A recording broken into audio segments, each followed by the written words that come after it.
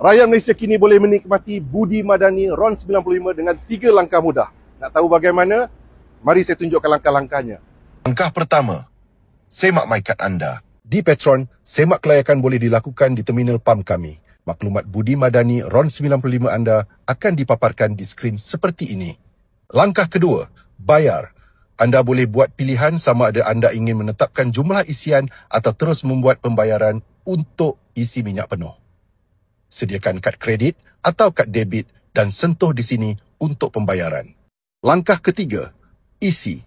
Anda boleh mengisi tangki kenderaan anda seperti biasa.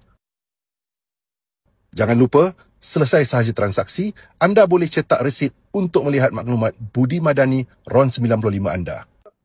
Prosesnya ringkas dan pantas. Semak kelayakan anda, buat pembayaran dan isi minyak petrol RON 95 seperti biasa.